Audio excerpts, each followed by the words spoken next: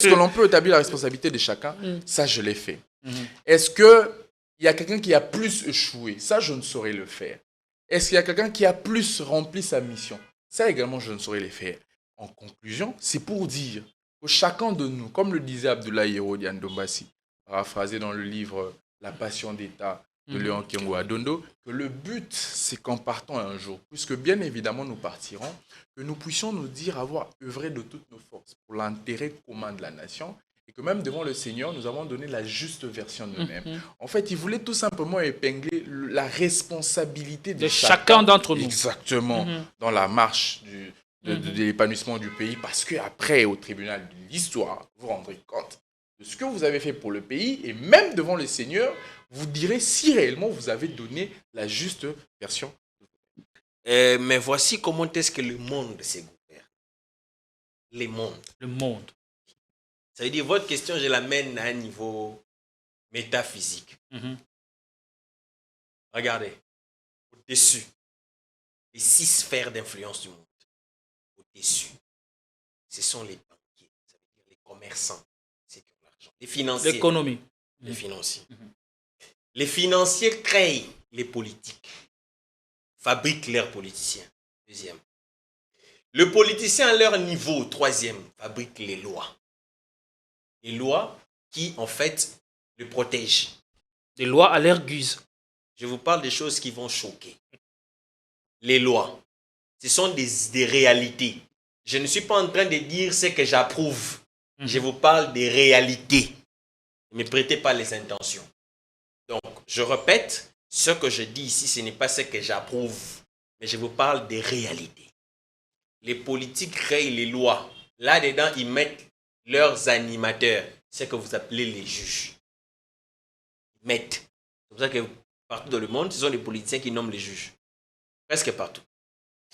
On quitte la 3e sphère. 4e sphère, c'est vous, la presse. C'est vous. Le 4e pouvoir. Il n'a pas de moyens au Congo. 4e sphère. Vous avez déjà vu un pouvoir sans moyens. Je vous dis, 4e sphère, c'est la presse.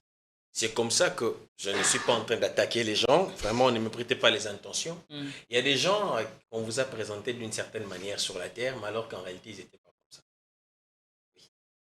Je ne vous citerai pas les noms. Vous faites allusion à quoi ou à qui? Si vous voulez, je vais vous citer les noms. Je ne dis pas que c'était un bon dirigeant ou un mauvais dirigeant. Je n'entre pas dans ce qu'il a fait ou n'a pas fait. Mais je peux vous dire que les visages qu'on vous a présentés de Saddam Hussein n'étaient pas seulement ça. Ça, c'est la presse qui a fait ça. Je vous dis, c'est la presse. Les visages qu'on vous a présentés de Kadhafi n'est pas seulement ça. N'était pas seulement, et n'était même pas forcément ça. C'est la presse. Pour vous dire que la presse, ça ne joue pas. Si on veut vous donner une image, on va vous la donner. Et même. Et on choisit ce que l'on veut dire ou diffuser. Si on n'a pas appris à nos enfants ce qu'avait été réellement Simon Kimbangu, parce qu'il y a une presse contre Simon Kimbangu. C'est parce qu'il y a une presse contre Kimpavita. Mais il y a une presse encore en faveur de Napoléon Bonaparte qu'on a appris à nos enfants. Louis XIV, Jeanne d'Arc. Ça, c'est la presse. Et donc, on ne blague pas. Et maintenant, c'est où j'atterris maintenant. J'avais dit 6, non, mais c'est pas 6, c'est 5. C'est où j'atterris maintenant pour rejoindre votre question. 5e pilier, c'est les fausses églises. Un mix de sensations qui vous offre des expériences personnalisées, uniques et inoubliables. Désirez-vous entrer dans une autre galaxie? Alors bienvenue à Joua Palace. Nous vous proposons 2 appartements spacieux offrant un salon convivial, une cuisine moderne et 3 chambres élégantes pour un quotidien serein, 2 salles de bain raffinées pour votre confort et votre bien-être. Pour vos linges, notre buanderie professionnelle est mise à votre disposition.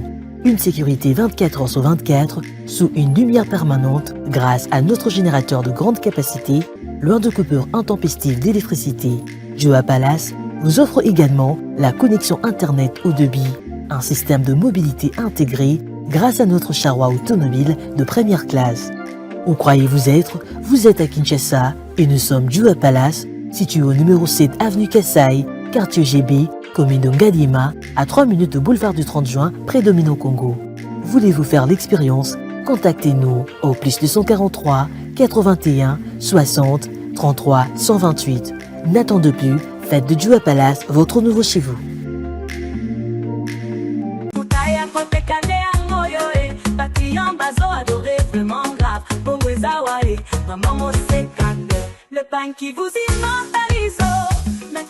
Moi, c'est congolaise, l'intemporelle, un pain d'exception, symbole d'élégance et de raffinement, conçu avec amour, imprimé avec soin, façonné avec grâce pour sublimer chaque femme.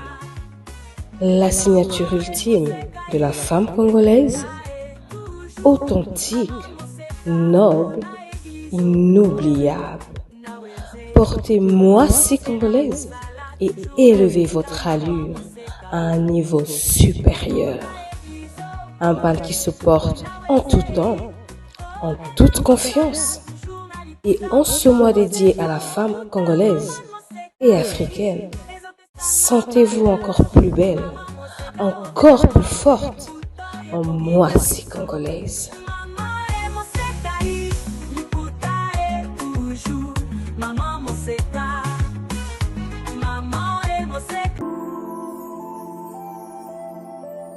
Le parc de la vallée de l'Antélé vous invite à venir. J'ai des moments inoubliables en famille ou entre amis dans un cadre naturel de verdure unique à Kinshasa.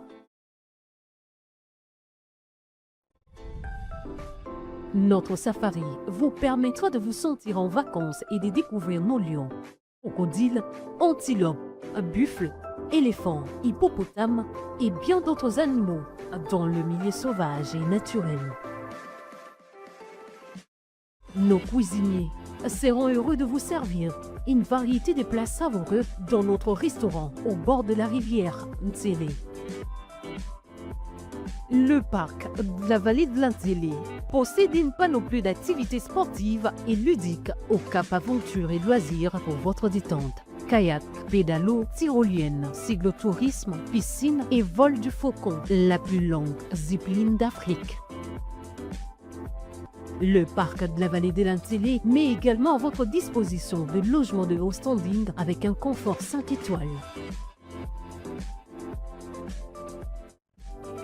Le parc de la vallée de l'Antélé est ouvert du mercredi au dimanche de 7h30 à 17h. Pour tout renseignement, contactez-nous au plus 243 89 60 32 713 ou encore au 243 81 231 68 82.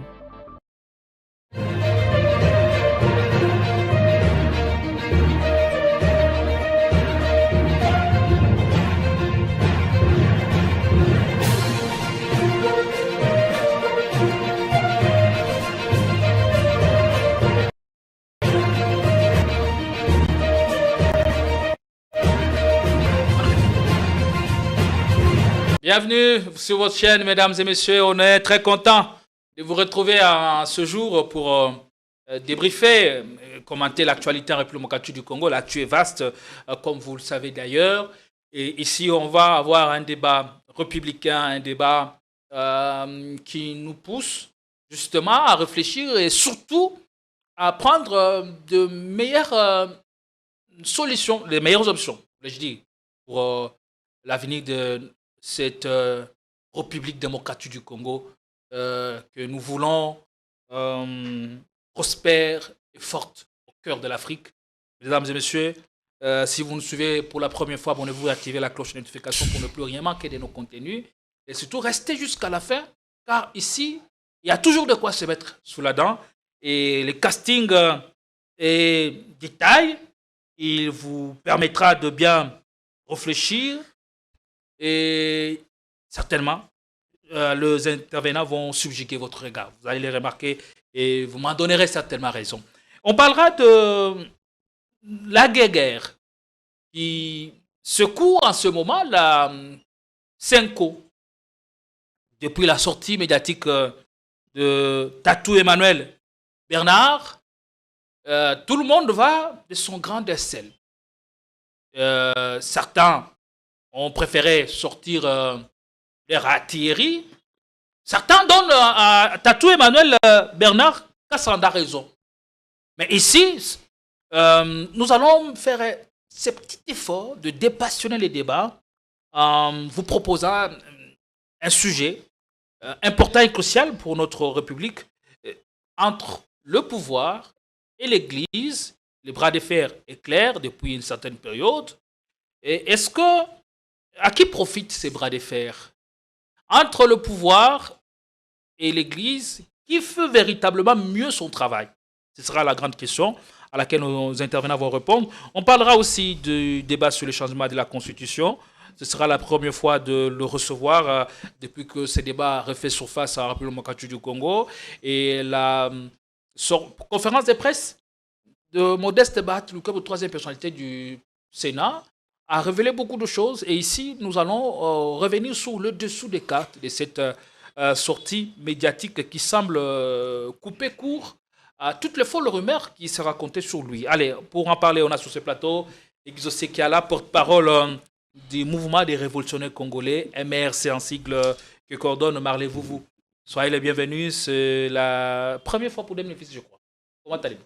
Ça va très bien, très cher Gédéon. Merci de l'opportunité, une fois de plus renouvelée. David dit d'ailleurs que je suis dans la joie lorsqu'on me dit allons dans la maison du Seigneur. Et moi, personnellement, je personnifie cette citation de David pour dire moi aussi je suis dans la joie lorsqu'on me dit, lorsque je reçois l'appel des Gédéons pour venir cogiter de ce qui est de plus important pour le pays. C'est même la raison de ma venue ici. Nous sommes toujours dans la course des exigences du sacerdoce.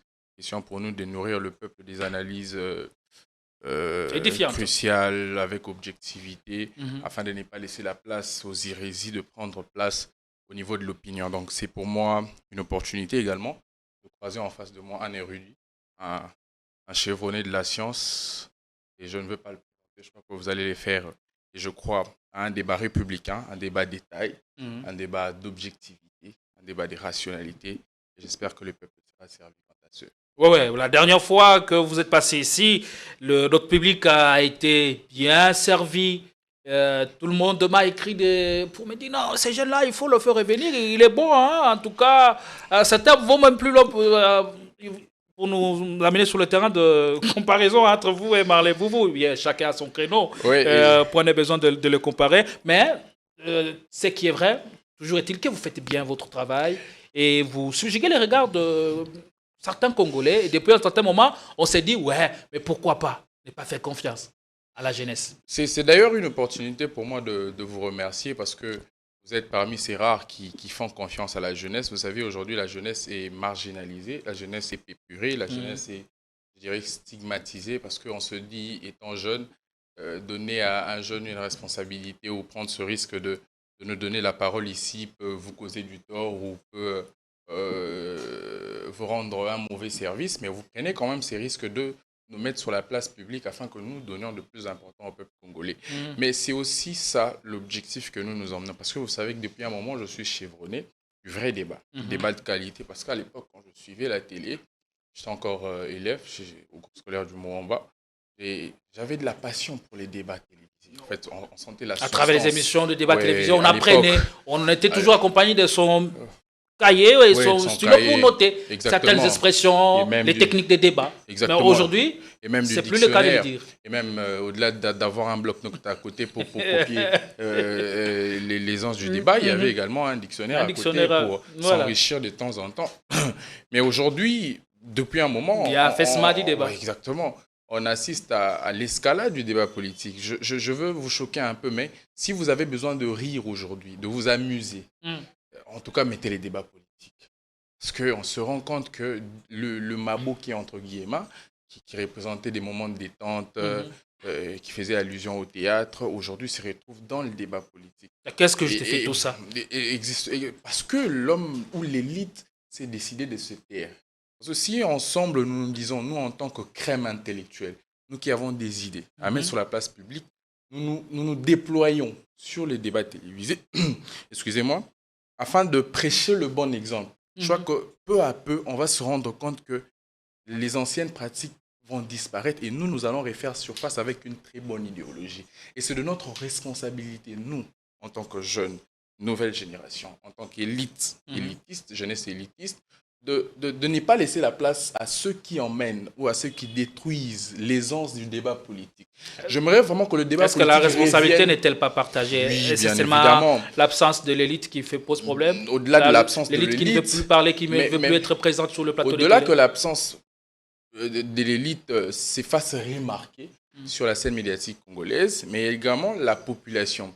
En fait, on se rend compte que le peuple a peut-être horreur de l'intelligence. Vous verrez généralement que lorsque nous apportons un débat de taille, où on ne cite pas les noms des gens, où il n'y a pas d'invective, où l'on se concentre sur les politiques publiques, si on se concentre sur les idéologies, telles que la politique a été conçue, vous verrez, oui, exactement, vous verrez, bon, français, Bélé, tout ça et autres. Et donc, mais quand vous verrez que nous sommes dans la rue, que nous nageons dans le commun de mortels, à ce moment-là, vous sentez que la population est attirée. Il y a des cas, les gens, je ne vais pas citer de noms ici, vous savez que certains ont trouvé bon d'accrocher le peuple dans ceux qui les captent le plus. Et nous, c'est maintenant la responsabilité. Voilà pourquoi j'ai épinglé la responsabilité de l'élite que nous sommes. Alors, si nous décidons de nous taire, parce que le débat politique va vers un péril éternel, alors nous laissons la place à la pourriture de vaciller les débats ou la scène médiatique congolaise. Alors, notre responsabilité revient. Peu à peu, je suis chevronné de ce débat. Je sais que mon co-débatteur l'est également. Je peux en citer plus d'un, même à l'Union Sacrée, Dan Kapiamba, Enoch, Manoka et les autres, qui, de temps en temps, nourrissent vraiment les débats au vrai sens du mot. Il faudrait que la télé revienne à un niveau, si vous n'avez pas fait l'étude, vous ne comprenez rien de ce qu'on fait. Ouais. C'est cela notre responsabilité. C'est pourquoi ici, on fait toujours les tri des invités et les remarques que vous nous faites, les suggestions, on apprend en compte. Et on va vraiment essayer de faire un niveau parce que dans tout ça, il y a aussi la responsabilité qui incombe à la presse que nous sommes. Ouais, il ne faut pas nous voiler la face. Et avec tout ça, quelle est l'image que nous envoyons à l'extérieur? Le monde extérieur que nous regarde, quand il voit tout ce qui se passe au pays, la qualité des débats télévisés, quelle est la réaction de ces gens-là? Allez, je reçois sur ce plateau Maître Diagaste Djamba, très pertinent, malgré qu'il prêche pour le pouvoir, mais il sait toujours rester droit dans ses bottes. La particularité avec vous, lorsque vous parlez avec conviction. Vous défendez des choses dont vous êtes convaincu. Allez, c'est quoi votre secret? Vous faites bien de nous répondre à notre invitation. Soyez les bienvenus. Merci, Maître Diagaste. Merci, mon frère Gédéon. Bonjour à vous. Je commence par vous. Merci. Bonjour à mon frère Exaucé, un des intelligences de mon pays. Bonjour à tous les Congolais qui ont l'occasion de nous suivre à partager ces bons plateaux. Je pense qu'à la question qu'on m'a posée de savoir quels sont les secrets, vous avez dit secrets. Oui, j'ai posé plusieurs questions en même temps, je ne sais pas à laquelle vous allez répondre. Les secrets et tout ça. Les secrets, l'image que nous envoyons à l'extérieur avec tout ce qui se passe au pays, notamment la qualité des débats sur les chaînes de télévision. Bon, je l'avais déjà dit, je crois qu'Exaucé l'a dit avant moi aussi. Je pense que je ne vais pas répéter ce qu'Exaucé a dit, mais je pense qu'il est de notre devoir. Quand je dis notre devoir, c'est la classe politique, la classe journalistique, si ça s'est dit aussi. La corporation. La corporation, si vous voulez, merci. C'est à nous, parce qu'avant tout, on est éducateur des masses. Peut-être les gens l'oublient, hein? Parce que quand vous êtes à la télévision, c'est pour véhiculer un message. Et dans le message, il y a toute une portion d'éducation. Ça veut dire ce que vous donnez comme éducation aux autres et ce que vous révélez comme éducation de vous-même. Parce que si je me mets à insulter, ça veut dire que j'éduque mal certaines personnes qui sont fans de moi, mais je révèle également ce que je suis en termes d'éducation. Alors, ici, nous avons le devoir, nous tous, d'éduquer la masse. Et dans cette masse, il y a nos frères, nos sœurs, il y a ceux de l'opposition, il y a ceux du pouvoir, il y a ceux de la société civile, ceux qui sont vraiment indépendants. Il y a toutes les catégories, toutes les couches. Donc nous sommes dans cette obligation d'élever les niveaux. Mais si l'autorité Voilà n'y intervient pas, il n'y a pas un plan bien hiérarchisé pour parvenir à cet objectif, ce serait un peu compliqué. Bon, ce qui est vrai aussi, je ne dirais pas que je vais dédouaner l'autorité ici. Parce que vous parlez du niveau de l'éducation. Et ce n'est pas l'apanage de acteurs politiques que vous êtes, journalistes, c'est toute la société qui est concernée par ceci. Bien sûr, et la société est guidée par des hommes. Ces hommes-là qui guident la société, ce sont les dirigeants qu'on appellerait entre guillemets les politiciens. Les acteurs politiques, ceux qui dirigent. Voilà pourquoi j'ai dit qu'ici, je ne vais pas dédouaner le pouvoir, mais je pense que je vais contextualiser la chose et donner plus de chance à ceux qui dirigent.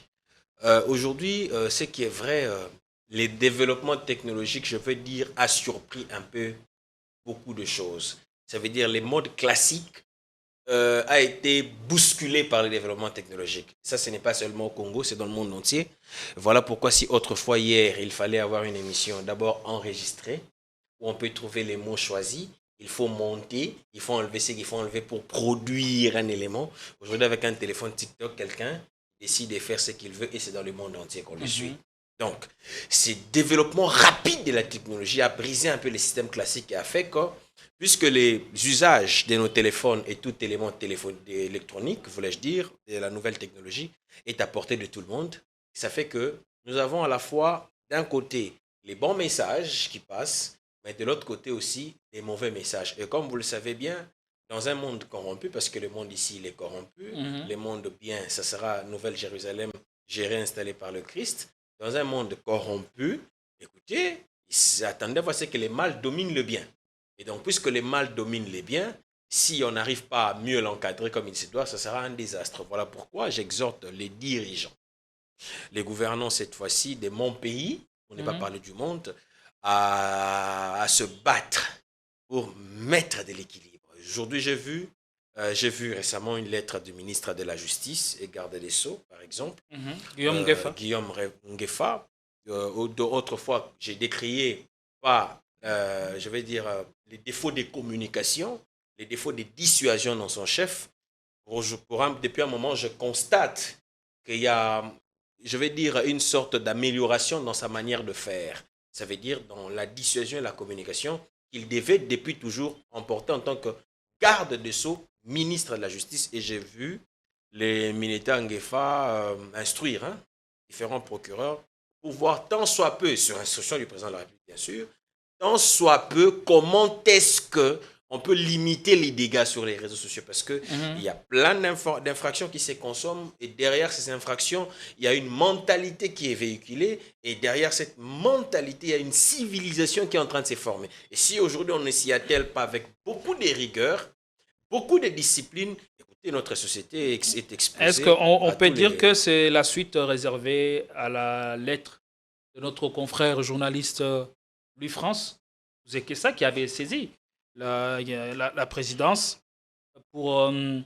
demander la suppression express de l'application TikTok en République démocratique du Congo? La réponse la première institution s'est fait entendre.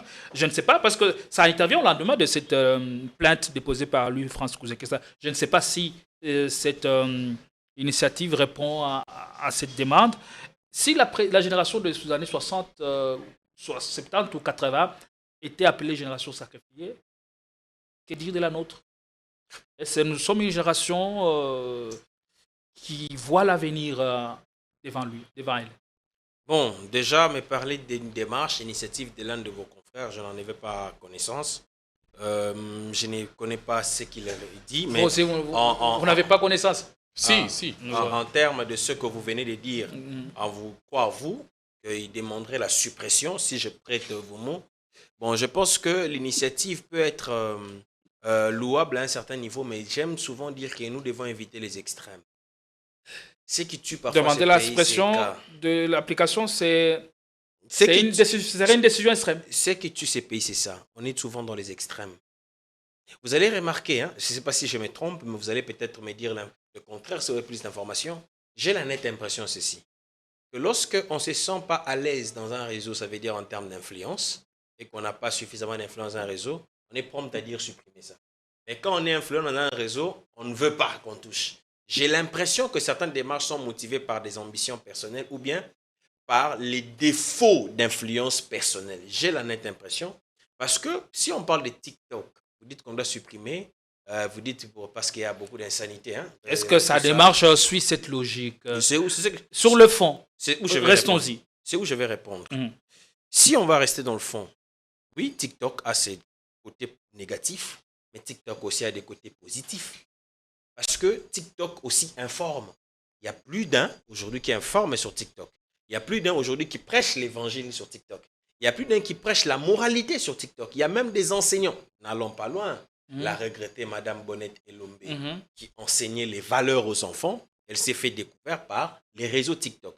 Donc, je ne pense pas que sur TikTok, il y a carrément les mauvais. Donc, dans sa lettre, elle a demandé, à défaut de ne pas pouvoir la supprimer, on peut réglementer. Parce que, c'est-à-dire quoi? Il faut réguler. Il faut voir dans quelle mesure on peut limiter les dégâts. Parce que si on doit parler des insanités, je termine avec cet élément. Écoutez, les réseaux X, par exemple. Pour ceux qui utilisent les réseaux X, on regarde des informations, ancien Twitter.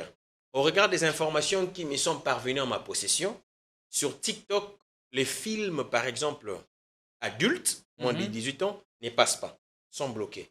Mais j'ai appris que sur X, les films adultes sont pleins. Si on doit faire de l'équilibre entre TikTok et X, les réseaux à bannir, ce serait donc X parce que X permet la diffusion des films adultes, alors que TikTok ne permet pas, ou ce serait réellement la dépravation. C'est comme ça que j'ai dit, il faut éviter les extrêmes et des démarches, des initiatives qui ont tendance à être assises sur soit des ambitions personnelles ou les défauts d'influence personnelle. Je voudrais qu'on puisse voir ça sous un angle un peu plus large, de telle enseigne qu'il faut limiter les dégâts sur les réseaux sociaux, tant sur Facebook, tant sur X, TikTok et que sais-je encore, mais là à bannir, j'ai comme l'impression qu'on est dans les extrêmes et généralement les extrêmes ne produisent pas les résultats. Il a demandé à la place de supprimer. On peut aussi réguler. Il faut réguler. La régulation. Comment ça va se passer? On parle de la génération, de votre génération, de notre génération. Si celle des années 70 et 80 était dite sacrifiée et la nôtre. Bon, je crois que je ne vais pas revenir sur tout ce que vous allez juste compléter en une minute. Je veux rapidement. juste compléter. Il a totalement raison sur toute la ligne. Je l'avais aussi perçu comme tel. Ça veut dire que moi, je serais même... Je vais aller trop loin. Je dirais que tous les réseaux que nous utilisons sont utilisés sous deux volets. Il y a ceux qui l'utilisent à bon escient et il y a d'autres qui l'utilisent sous forme de dépravation de mœurs. S'il parle de TikTok, tout ce qui est véhiculé sur TikTok est passable sur Facebook. Tout ce qui est véhiculé, mais Maître Djamba a même dit que ce qui est véhiculé, les films pour adultes, sur TikTok, sur X d'ailleurs, sur TikTok, n'est pas accepté. Donc il faudrait d'abord une analyse de taille qui justifie réellement ce côté extrémiste, je vais utiliser le même terme, de votre confrère, qui exige la suppression de ce réseau. Au contraire, il n'y aura pas acceptation, approbation de ceux qui utilisent le même réseau à bon escient. On a donné l'exemple de Madame Bonnette Elombe, on a donné exemple, moi qui suis connu sur TikTok parce que j'ai fait du bon débat. Il y en a plusieurs qui prêchent sur l'éloquence, par exemple, sur des notions éducatives, sur les diverses sciences, la médecine. Moi, j'apprends sur TikTok. Donc sur TikTok, il n'y a pas que du mauvais contenu. Justement, donc il faudrait, comme vous l'avez dit, je veux vous compléter, réguler. Voir comment mettre des barrières afin de permettre que la dépravation de mœurs ou les mauvaises pratiques ne prennent pas l'ascendance sur les bonnes. Et ça, c'est aussi le rôle du conseil, comme on appelle avec Bossembe, le CESAC, qui a aussi pour mission de réguler les contenus à mettre sur la place publique. Donc, je crois qu'il devrait interpeller, au lieu d'être extrémiste. Dans le cas que le nôtre, comment le CESAC pourrait sévir ceux qui se compromettent ou ceux qui se compromettent sur les réseaux sociaux, par exemple. En tout cas, je n'ai pas la maîtrise totale sur comment est-ce que le CESAC procède. Mais tout ce que je sais, c'est qu'il a cette mission-là de réguler le contenu. Parce qu'on parle du Conseil supérieur de l'audiovisuel. Ça veut dire que tout ce que nous entendons, ce que nous voyons, vous avez vu que plus d'un ont été interpellés parce que les propos ont vexé. Il y a des danseuses qui ont été interpellées, même des musiciens, à propos de ce que nous avons entendu. Et ici, sur TikTok, c'est ce que nous entendons et ce que nous voyons. Donc, par logique formelle, il a aussi pour mission de réguler Répondez à ma question. Notre génération. Au niveau interne, ce que nous pouvons consommer. Et notre génération, c'est... On a appelé la génération 70, 80, génération sacrifiée. 60, moi, et même la génération 90. Moi, je prendrais la génération. C'est la génération 90. C'est la génération 90. Moi, je vais aller et la nôtre. Moi, je vais aller un peu plus loin. Je prendrais la génération 65. 65. À partir de Mobutu, qui est venu avec le coup d'État jusqu'à ce jour. Cette génération est celle qui s'est de faute en comble pérennisée avec quasiment les mêmes visages jusqu'à ce que nous sommes arrivés aujourd'hui. Mais nous, en tant que nouvelle génération, parce que nous avons pour mission, moi j'estime que nous avons pour mission la rupture des anciennes pratiques de la génération 65 qui s'est pérennisée jusqu'à ce jour. Mais en regardant l'allure, je ne vais pas me dédouaner. Je vais m'y mettre à l'intérieur de peur d'être mal perçu à l'opinion comme un saint. Non, je ne le suis pas. Mais je crois que nous, jusque-là, nous ne sommes pas, ou nous ne reflétons pas ce que nous voulons. Parce qu'on parlerait des mêmes pratiques que nous décrions, mais il est visible à l'œil nu qu'une fois que nous arrivons où nous voulons être, nous faisons ce qu'on appelle le copie-coller, le mimétisme de ce que nous avons décrit. Et il y a possibilité de remettre au beau fixe cette génération, la nôtre, qui est en train de prendre de l'allure, mais dans le bon sens. Je crois que... Dans le bon sens comment? Dans le bon sens. Je crois qu'en Afrique, par exemple, il y a des exemples.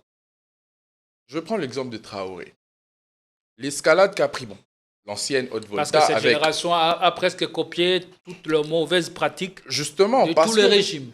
Justement, parce que je veux y revenir pour Traoré. Parce que nous sommes quand je parle de régime, c'est un peu compris autrement, de tous les systèmes. Tous les systèmes. Je veux y revenir sur Traoré, mais puisque vous m'avez relancé. Pourquoi? Parce que nous sommes en face d'un système qui absorbe les initiatives ou l'éveil qui va dans le sens d'un épanouissement de la génération. Vous verrez que tous ceux qui, de manière globale, je ne parle pas de l'opposition ou de la majorité ou de la société civile, tous ceux qui, de manière délibérante, cherchent à éveiller l'esprit ou à aller à l'encontre des habitudes que nous décrions, sont à quelquefois étouffés par un système bien établi, bien cimenté, bien collé, qui ne veut pas une certaine rupture. Et j'ai donné les cas d'Ibrahim Traoré, par exemple, qui a emmené ce nouveau vent. Je parlerai de l'ancienne Haute-Volta, qui, avec l'idée de Sankara, a voulu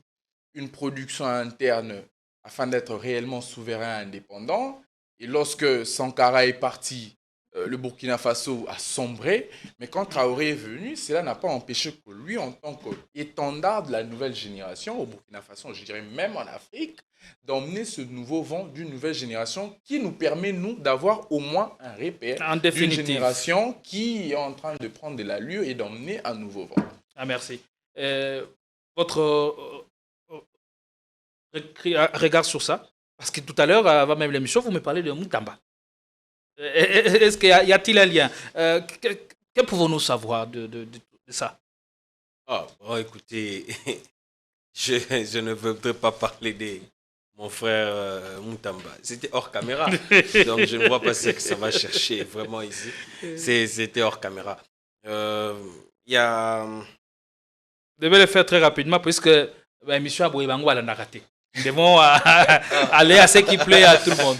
Oui, c'est ça qu'on disait, non? C'est ça qu'on est en train de les sensationnels. D'ailleurs, les sensationnels. Si nous, on veut à tout bout de champ rester sous les caprices de certains, pas tous, téléspectateurs, eh bien nous aussi, nous sommes en train de faillir. Il faut à un moment donné, c'est vrai que ça ne sera pas sans transition. Il faudrait préparer une transition, parce que ce qui est arrivé aussi n'est pas arrivé directement. Ça veut dire l'inversion des valeurs n'est pas aussi arrivée directement. C'était graduellement. Parce que vous vous souviendrez qu'à l'époque du maréchal Mobutu, par exemple, les femmes s'habillaient décemment, en pagne. Et progressivement, génération Kabila, et puis les jupes qui étaient au niveau des chevilles, montent jusqu'à ce qu'aujourd'hui, il y a des femmes qui se promènent sans jupe. Donc, c'est venu avec les temps. Et je pense qu'aujourd'hui aussi, nous devons pas discipliner, parce que le terme serait très fort, mais nous devons aider notre peuple, nos téléspectateurs, à l'orienter dans les vraies questions d'État. Même si on va faire du mélange, mais il faut ne pas oublier, il faut revenir aux fondamentaux. Et les fondamentaux, c'est comme mon frère Exaucé est en train de le dire, il ne faudrait pas qu'on puisse rester superficiel sur des questions d'État. Il faut, comme on appelle génération sacrifiée, comme vous dites, nous devons démontrer que nous ne sommes pas de la génération sacrifiée. Nous ne sommes pas sacrifiés. Ce que nous devons faire, c'est renverser la tendance. Renverser la tendance signifie quoi? Ne plus appliquer ce que ceux-là que nous décrions en fait. Ça veut dire, nous devons arrêter la corruption. Même si la corruption étant un fait, ça veut dire un mal, dépasse la capacité humaine, mais nous devons tant soit peu l'atténuer le plus que possible, donc atteindre même les 0,0 quelque chose de pourcent, au lieu qu'on l'encourage. Nous devons arrêter avec le clientélisme. Nous devons arrêter avec, comment je vais dire, le terme m'a échappé, le favoritisme. Nous devons arrêter le népotisme. Nous devons arrêter la légèreté. Nous devons arrêter avec les trahisons. On ne trahit pas sa nation pour des raisons ou des intérêts qui ne tiennent pas. Nous devons arrêter avec les rébellions. Nous devons arrêter de considérer que le pouvoir politique, on doit l'obtenir coûte que coûte parce qu'on a un nom. Non. Nous devons arrêter de penser que la politique est une profession où on doit rester ou faire carrière. Comment arrêter tout ceci alors que les pratiques d'anciens systèmes ont presque traversé les générations? Non, mais il faut l'arrestation de tout vent, tout vague commence avant toute chose par la prise de conscience. C'est par la prise de conscience. Deuxièmement, il faut que nous-mêmes, dans nos attitudes, nous puissions pratiquer ce que nous disons. Ça veut dire, puisque tout se décide en politique, par exemple, ceux qui ont la vocation, pas tous, ceux qui ont la vocation, doivent entrer en politique pour prêcher ce que nous disons et faire ce que nous disons. Voilà. Certains qui n'en ont pas en termes de vocation, doivent dans leur domaine de prédilection appliquer ce que nous prêchons. C'est comme ça que nous allons renverser la tendance. Et même, je vous donne un cas très simple en termes de réformes, parce que nous parlons de changement, d'évolution. Qui dit changement, évolution, dit réforme. On ne peut pas changer, évoluer sans réforme. J'ai toujours donné cet exemple des réformes. Puisque tout se décide au niveau du budget. Ça veut dire la vie de l'État, c'est au niveau du budget. Les affectations, je veux dire les dépenses, les recettes, tout, c'est au niveau du budget. Les gens se plaignent en disant que tout le monde veut devenir politicien. C'est la tendance. Concluez. La réforme ici risque de ne pas finir. Malheureusement. En 2 minutes seulement, si vous me permettez, je vais finir. En 1 minute, c'est bien, c'est mieux. 1 minute? Non, je ne la terminerai pas. Je préfère ne pas la donner. Sinon, ça va rester coupé. Allez, on passe, on évolue parce qu'on nous signale qu'on vient de faire 30 minutes déjà depuis qu'on est sur ces sujets. Le temps pour nous de passer à... À Politicon, ça va vite. L'enfant n'a même pas encore attaqué à le fond du Politicon, sujet. ça va vite. Allez, on va ouvrir le sujet. Alors, il y a un débat qui semble peut-être bouleverser ou qui risque de renverser les piliers sur lesquels notre nation est battue. Les confessions religieuses se livrent à une bataille sans merci entre complot, trahison et révélation à l'emporte-pièce. Où est la vérité? Il y a la lettre du Monseigneur Tatou Emmanuel qui a jeté presque le pavé dans la mare, accusant l'Axenco de ne pas jouer frangé. Allez, c'est ça le grand débat ces derniers jours. en République démocratique du Congo. Avec les invités, nous allons essayer de prendre un volet presque particulier. Allez, je voudrais aussi poser la question de manière crue et sèche. Je commence par Jagas Djamba. Les politiciens et les pasteurs qui ont le plus échoué. En tout cas, j'avoue que cette question mérite un séminaire d'une semaine. Parce que c'est une question qui a des sous, des cartes, des points, des sous-sections et des paragraphes. Mais on va faire l'essentiel et le nécessaire. Oui, l'essentiel. L'essentiel serait lesquels et parce que l'Église a une mission. Bien sûr. Les pouvoirs, quand je parle du pouvoir, je parle du pouvoir politique. Bien sûr. A aussi une mission. Bien sûr. Et toutes leurs missions sont orientées vers le peuple. Bien sûr. L'atteinte des objectifs pour que le peuple se sente mieux. Est-ce que le peuple se retrouve dans ces débats? Et depuis la nuit des temps, entre le dé, qui a le plus échoué? C'est comme ça que je disais, ça va devenir un séminaire, mais je vais aller dans l'essentiel. De mon point de vue personnel, aujourd'hui, déjà, il faut rappeler que l'Église, sa mission, c'est le salut de l'homme au niveau de son âme, et sauver son âme, qui ne se perde pas. Je parle de l'Église. Je ne parle pas des confessions religieuses. Je parle de l'Église. Puisque parler de l'Église, ça veut dire centrer sur le Christ. Pas des musulmans et consorts. Et donc, aujourd'hui, l'Église, c'est le salut de l'âme. Mais la politique aussi, c'est le salut de l'humain sur terre. Ça veut dire, il faut que l'on puisse donner satisfaction aux besoins de ces peuples-là. Si le pasteur doit vous conduire à atteindre le Christ par votre manière de vivre sur terre, une fois que vous mourrez, le politique, lui, doit vous amener à vivre le paradis, entre guillemets, ça veut dire la vie du ciel sur terre pendant que vous y êtes. C'est ça. C'est-à-dire, tous les deux ont comme point d'intercession le bien-être de l'homme. Chacun à son niveau, au niveau de son diapason. L'autre sous l'axe spirituel et l'un sur l'axe corporel, je veux dire humain, et l'autre spirituel. Alors, est-ce que l'Église n'a pour mission que le salut de l'âme? Non, l'Église a pour mission principale le salut de l'âme. Les autres missions sont des missions subsidiaires, ou je vais dire subalternes, si vous permettez l'expression. Mais la mission principale, parce que si l'Église arrête de prêcher pour le salut de l'homme, l'Église a perdu sa mission. Mais les autres missions aussi de l'Église, l'Église a la mission sociale, à former les gens. Moi, j'ai étudié chez l'Église, chez les catholiques. Je ne suis pas catholique croyant, mais j'ai étudié chez les catholiques. Donc, ça veut dire que les catholiques m'ont formé au niveau de l'instruction. Hormis mes parents, bien sûr, il y a aussi l'Église catholique. Donc, et aujourd'hui, ce qui se passe, malheureusement, les ping-pong que nous voyons aujourd'hui, les perdants, c'est les peuples. Les perdants, c'est les peuples. C'est les peuples. Comment vous l'expliquez? J'ai comme la nette impression que l'Église se retrouve maintenant plus dans ce que le monde fait. La nette impression. Pas toutes les églises. Quand je dis église, comprenez ce que je veux dire. Je ne parle pas de toutes les églises. Je voudrais que l'on parle de l'Église de manière générale. Ok. En général, l'Église et les pouvoirs publics. Bon, en général, l'Église et les pouvoirs publics, ça serait difficile de trancher. Parce qu'il y a des églises qui, à mon sens, jusqu'à ce jour, n'ont pas, à mon sens personnel, perdu les missions ou ne se sont pas égarées. Mais il y a d'autres, de mon point de vue personnel, semblent ne plus aller dans les missions pour lesquelles elles avaient été créées.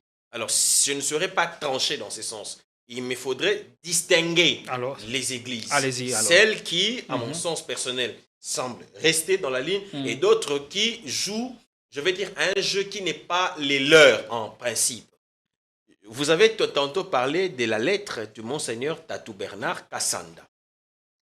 J'ai vu des gens faire un débat, dire voilà pourquoi le Monseigneur Tatou Bernard fait de telles déclarations seulement aujourd'hui, alors que la SENCO n'a pas changé de position. On demande de savoir où était-il pendant tout ce temps. Pendant tout ce temps. Je voudrais ici qu'on puisse faire une analyse sans état d'âme, sans émotion. Parlons bien, parlons vrai. Moi, de mon point de vue, je pense que la SENCO a le droit, plein droit de critiquer le gouvernement. Parce que la SENCO veille sur les bien-être du peuple, je vous l'avais dit. La SENCO a le droit de critiquer les actions du gouvernement. De la même manière, j'estime aussi que la SENCO, quand je dis critiquer, c'est un sens négatif. La SENCO, je pense que de la même manière, je pense que la SENCO aussi a les devoirs d'applaudir les gouvernants, parce que lorsque les gouvernants agissent bien, c'est pour l'intérêt du même peuple. Je ne voudrais pas d'une SENCO qui reste figée critique, négative, ou bien qui reste figée critique positive. Non, ça fait pas église. L'église, c'est les milieux du village. Ça veut dire l'église soutient les biens et dénonce les mal. C'est ça l'église. Mais lorsqu'aujourd'hui, par exemple, on compare les contextes, je pense qu'on se trompe. Pourquoi? En 2016, nous étions en face d'un défi de gouvernance. Aujourd'hui, nous ne sommes pas en face d'un défi de gouvernance, nous sommes en face d'un défi existentiel. Je m'explique. En 2016, nous étions en face d'un besoin constitutionnel, ça veut dire l'organisation et la tenue des élections dans les délais constitutionnels. La Kabylie, à l'époque, ne jouait pas franc jeu dans le sens d'organiser les élections. La SENCO avait le plein droit de rappeler aux gouvernants leurs devoirs constitutionnels. Ça, c'est normal. Ils devaient organiser, parce que c'était un devoir constitutionnel. Ça, je suis d'accord. Mais aujourd'hui, ce n'est pas le même contexte. Nous sommes dans un contexte d'agression rwandaise. Ça veut dire, le Rwanda et leurs supplétifs veulent nos terres. J'en veux pour preuve 2 présidents. Je parle du président Bizimungu, le président du Rwanda de 1994 jusqu'en 2000. Bizimungu l'a dit, je crois, en 1998, a dit ceci, 1997-1998, il a dit, il faut que nous puissions penser à faire ce qu'il a qualifié de Berlin 2. Ça veut dire qu'il faut retracer les frontières du Congo pour donner la partie que le Congo aurait volée au Rwanda. C'est Bizimungu qui l'a dit. Donc Kagame n'est pas le premier à revenir sur ce sujet. N'est pas le premier, c'est Bizimungu. Deuxième, vous l'avez cité, Paul Kagame qui a dit que le problème de l'Est du Congo, c'est que le Congo, le Rwanda a des terres qu'il réclame au Congo. Mais ça ne s'arrête pas avec les 2 présidents. Troisièmement, vous avez l'un des supplétifs du Rwanda, parce qu'ils ont aujourd'hui avoué leur collaboration, ce n'est plus un secret, c'est un secret des politiciens d'aujourd'hui, Bertrand Bisimwa, qui a dit, si le Congo ne veut pas des Baswahili, le Congo n'a qu'à partir et à laisser les Baswahili sur leur terre. Ça veut dire 3 discours qui vont dans le sens de mietter le Congo, de balkaniser le Congo dans son intégrité territoriale. Là, il y a des questions qu'il faut se poser. Dans un tel contexte, mon cher frère, nous ne sommes pas en face de la Saint-Roux, ça veut dire la conférence épiscopale du Burundi, de la Saint-Bou. Non, il s'agit de la SENCO, ça veut dire conférence épiscopale nationale du Congo. Ceux qui y sont d'abord avant tout des Congolais. Et dans un contexte de guerre entre le Congo et le Rwanda, jouer à la neutralité vaut complicité. Parce qu'on ne peut pas être neutre lorsque votre propre maison est envahie par des bandits. Non. On ne peut pas jouer à l'arbitre lorsque les bandits envahissent vos terres. Non, non, non, non, non. Je comprendrais par exemple comme la SENCO jouait l'arbitre lorsque nous sommes en 2016 où c'est le pouvoir et l'opposition qui s'affrontent sur une question des élections. Oui, la SENCO doit jouer l'arbitre. Mais ici, c'est le Congo et le Rwanda. Je comprends mal. Donc, sur ce point, vous essayez donc de justifier la posture de Monseigneur Tatou Bernard Kassanda. Non, déjà que je ne suis pas un catholique pratiquant, ça veut dire que je ne connais pas bien en interne l'Église, mais si je dois m'en tenir à ce qu'il a dit, c'est ce que nous avons toujours dit. Les questions, parce que je n'ai pas vu là où Monseigneur Tatou Bernard s'est attaqué à ses pairs. Il soulevait des questions. Il dit, voilà ce que nous faisons en interne. Est-ce que nous avons des leçons de nos autres regarder ça? Pourquoi le faire sur la place publique? Là, ça soulève une autre question liée aux origines. On dit qu'il fait ça parce qu'il serait de la tribu du centre du pays. Allez, on va revenir sur ça. Je vous reviens. La chose, elle est vraiment je vous reviens. Notez. Vous allez noter. Malheureusement, vous ne savez pas noter. Même vous enregistrez quand même tout dans votre cerveau. D'accord, allez, merci. Exaucé Kiala. Ouais. Il a fait son analyse sur des tableaux. La question lui posait et aussi il a surfé sur l'actualité comme d'habitude. Vous savez, les spectateurs sont nourris quand il s'agit de l'actualité. Ah, les pays qui se nourrissent de l'actualité. On doit arrêter ça. C'est pas sérieux. On se nourrit de l'actualité, jamais des débats sérieux. Conjoncturel. Allez, vous avez la parole, Exaucé Kiala. Karl Marx, à son temps, a eu à nous rappeler une phrase historique dont l'écho résonne encore. L'Église et l'opium, la religion est l'opium du peuple. Est-ce dans notre contexte, est-ce le cas de le dire? Quelle influence reste encore à l'Église face au pouvoir public? Alors, merci de la question sur Gédéon. Je vais de prime abord commencer par saluer la brillante intervention de mon co-débatteur. C'est ce que nous avons dit dès l'entame.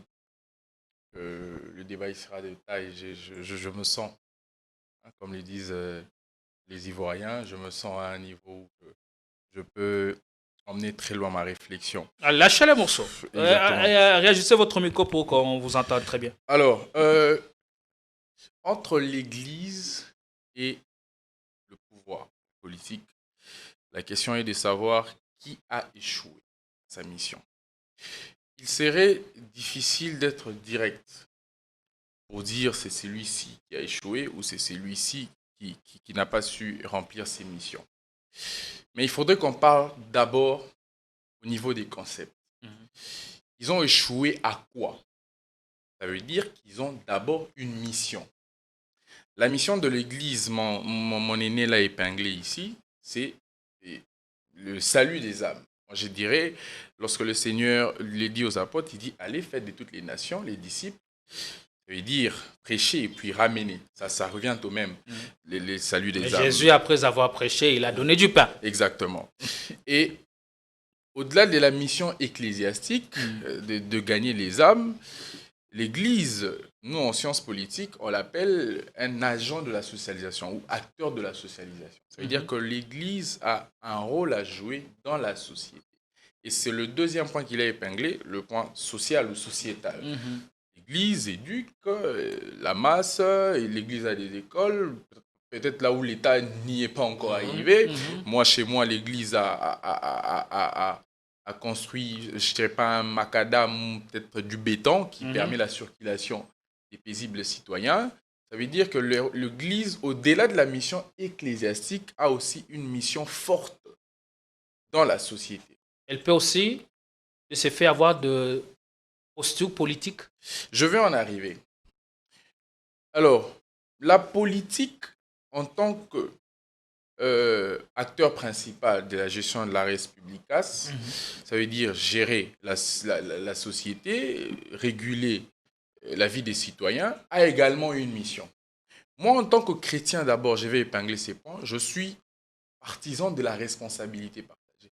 Même quand je vais dans les conférences, je n'incrimine pas la grande responsabilité aux dirigeants. J'estime que même le Seigneur Jésus, qui est capable de tout faire, l'homme ne les fait pas totalement. Il y a toujours la part du Seigneur, des dieux, et il y a également la part de l'homme. Vous les verrez avec tous ceux qui ont marché avec le Seigneur. David n'est pas sorti du coup pour tuer Goliath, il a dû se préparer dans la forêt, et c'était la responsabilité de David afin d'affronter le pire. Mais comment est-ce que c'est lui qui a le monopole de tout faire pour moi ne les fait pas? Me laisse une part de responsabilité, et aux dirigeants, nous jetons ou nous incombons la grande responsabilité de la défaillance de l'État. Toute la responsabilité. Oui, toute la responsabilité de la défaillance de l'État à ce stade. C'est là où je suis contre. Mais est-ce que l'Église ne répond pas à sa mission ecclésiastique? Je ne saurais calculer ou donner un pourcentage exact à cette question, mais je crois qu'elle le fait bien déjà. Mais est-ce que l'Église, sur le plan sociétal, ne fait pas aussi sa mission? C'est là où je vais épingler le côté politique. Parce que l'Église se voit dans une posture où elle fait pour la société. Et dès lors qu'elle aide l'État, on dit souvent que la main qui donne, c'est celle qui dirige. Mais je ne veux pas aller sur le sens extrémiste. Mais puisque l'Église s'investit aussi dans le développement du pays, elle se voit dans une posture d'émettre également des avis sur son épanouissement. Et c'est le cas de l'Église catholique et l'Église protestante qui mènent depuis belle lurette des processus de paix qui émettent des avis sur l'avancement du pays.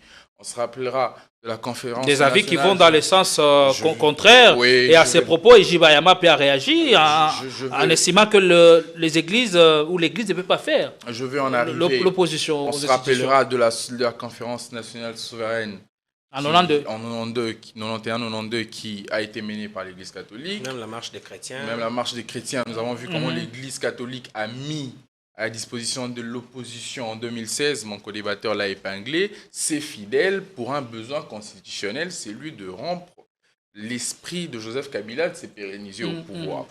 Et aujourd'hui, moi est-ce que ce n'est pas... Attendez, gardez les fils. Est-ce que ce n'est pas là que résident les pièges? Et ça nous pousse à donner raison à Karl Marx. La religion est le problème du peuple. Non. Le piège est où? Non. C'est là où je vais en arriver. Moi, j'estime maintenant qu'à ce stade, l'Église remplit sa mission. Parce que mon co-débatteur l'a dit qu'on ne peut pas être toujours extrémiste, c'est-à-dire toujours en train de critiquer. J'ai toujours fustigé, je le dirai sans ma langue en poche, que la Synco, je ne l'ai jamais vue dans une voie telle que moi je la présente. Lorsqu'il y a des belles actions, de les mettre sur la place publique. Mais la Synco, par exemple, l'ECC intervient justement lorsqu'il faudrait condamner. C'est là où je suis contre. Et je reste sceptique sur cette mission de socialisation. Et il se passe maintenant à ce stade un bras de fer entre les confessions religieuses. Permettez-moi d'entrer dans le fond parce que la question elle est globale. Elle part des églises, mais en 2 minutes. Il faudrait vraiment l'étaler comme tel. Est-ce que l'Église ou les confessions religieuses réparties comme telles que nous le connaissons, l'Église catholique, l'Église protestante, l'Église des réveils et autres, peuvent se mettre dans une voie où elles s'entretuent, s'entremêlent sur des questions qui peuvent faire objet d'un conciliabule. Si l'Église catholique, parce que vous avez épinglé la lettre de Monseigneur Tatou, c'est justement une réplique à un constat fait.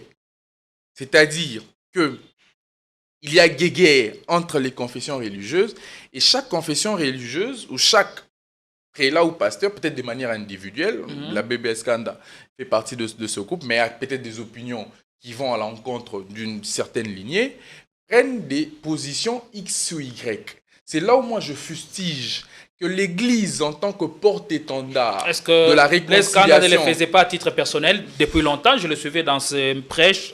Et il avait toujours, en tout cas, cette aisance oratoire pour fustiger ça. Exactement. L'Église, en tant que porte-étendard de la réconciliation, du vivre ensemble, de rechercher la paix avec tous et la sanctification sans laquelle, comme le dit la Bible, personne ne verra le Seigneur...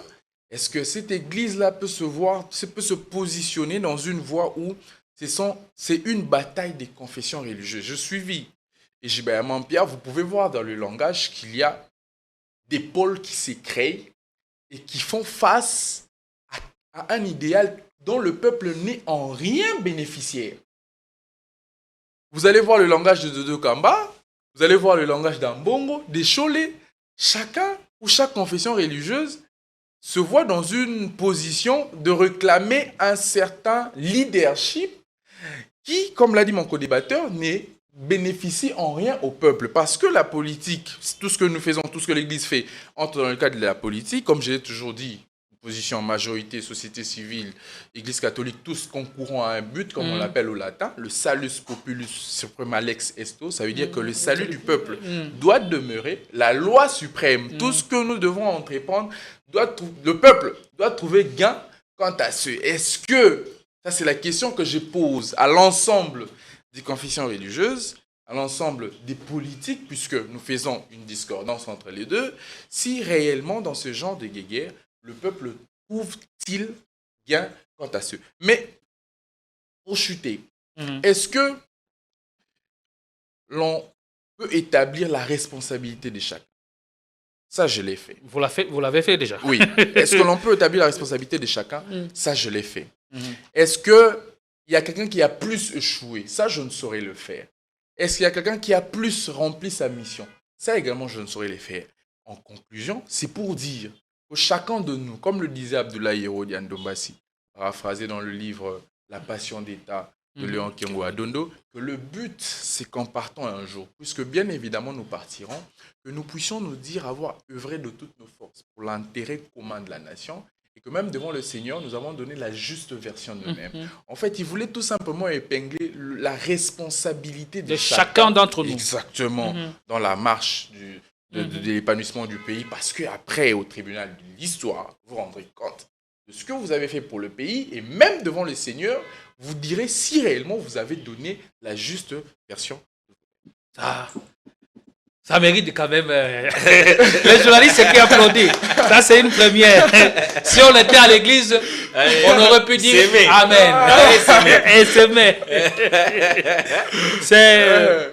En tout cas, Exaucé qui a failli m'arracher des larmes. C'est une forte interpellation à l'endroit de tous, de tous. Église, pouvoir public, même nous, peuple congolais, journalistes, avocats.